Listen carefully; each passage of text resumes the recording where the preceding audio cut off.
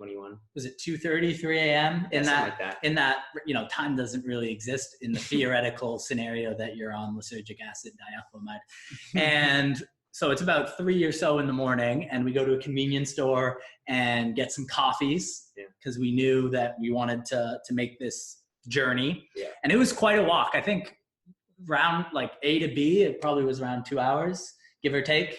And it doesn't matter about I thought it was going to be about 45 minutes. Approximately 2 hours, and we walked all the way to the beach. Prior to on the beach, as we got outside of the convenience store, we ran into a couple people from the hostel and their friend.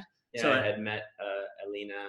She's from Argentina. She shared some mate tea with me, which was cool. So we saw them just randomly as we were walking towards the beach, and they were on their way there too. Yeah, so we had 5 of us, and we walked all the way to the beach. It was farther than we thought because a certain portion of the public beach was closed. But all in all, we ended up getting to the beach around 5 a.m. At which point, they're in a theoretical sense. In I think British Columbia, they are conducting psychedelic research for depression, death anxiety, for PTSD victims, and addiction.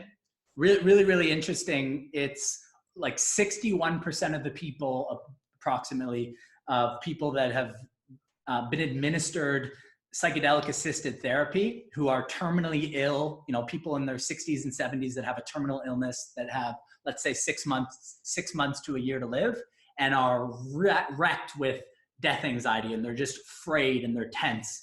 And then after one dose, one session of the psychedelic, which in this case is mushrooms, which is psilocybin, and it's synthesized into psilocin in the body, and it basically completely cured their death anxiety, and they no longer met the criteria for death anxiety. And I read a book on it by Michael Pollan called How to Change Your Mind, and it explained what I just explained, and then it said from the widower, from the wife of the man who had death anxiety, was a terminally ill patient, and then he did it, and then he died. She said that he had 1 year after the psychedelic assisted therapy, 1 year in between that and him actually dying, and he completely changed after that experience, and was able to live out the last year of his life just doing what he wanted and feeling happy and congruent. And if you're wondering why we're talking about psychedelics and these kind of things openly, even though they're illegal still, and there's a stigma around it, and theoretically, you know, what if it comes back to bite you, those kind of things. At the end of the day, we feel strongly that the upside of it outweigh the negative. So when we were on this beach around 5 a.m., Jonathan and I took the synthesized version of mushrooms in psilocin.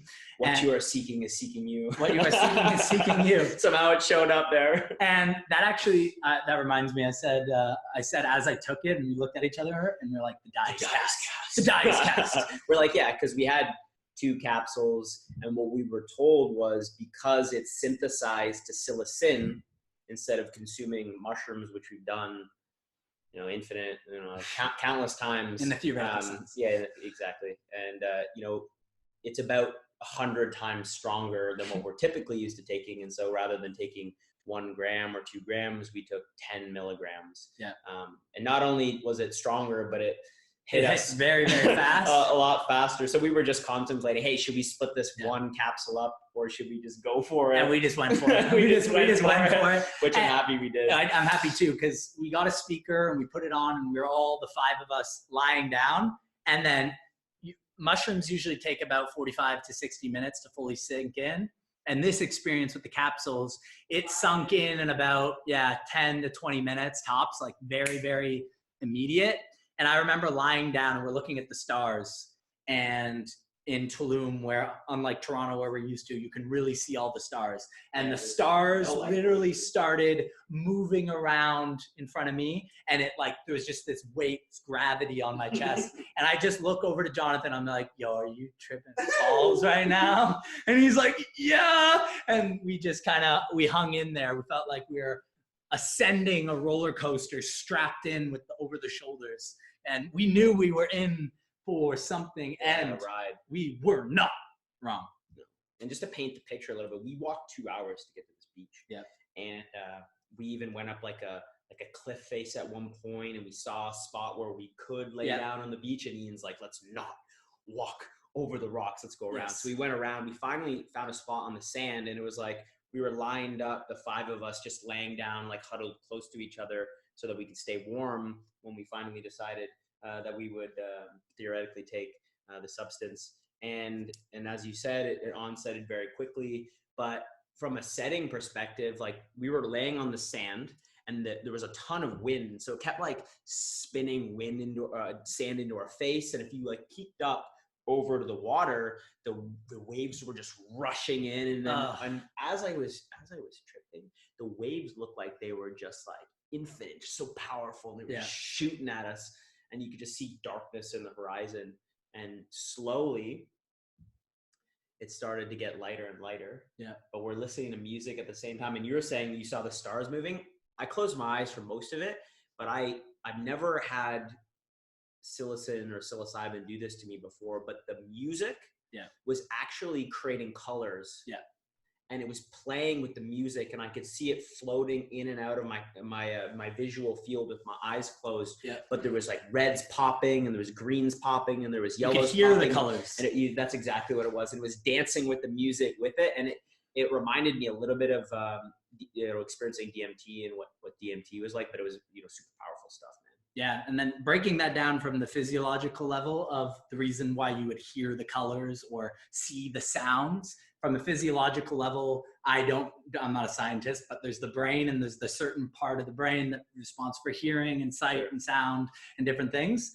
The psilocybin, they've done brain scans, it actually connects pathways. Yeah, I don't know what I'm talking about, but from a layman's terms, it connects things that usually aren't connected. And that's how you can connect certain different dots. And we're laying there, and Jonathan's a little bit more of a heavyweight for psychedelics than I, and he just seems to, for the most part, be a pretty peaceful endeavor.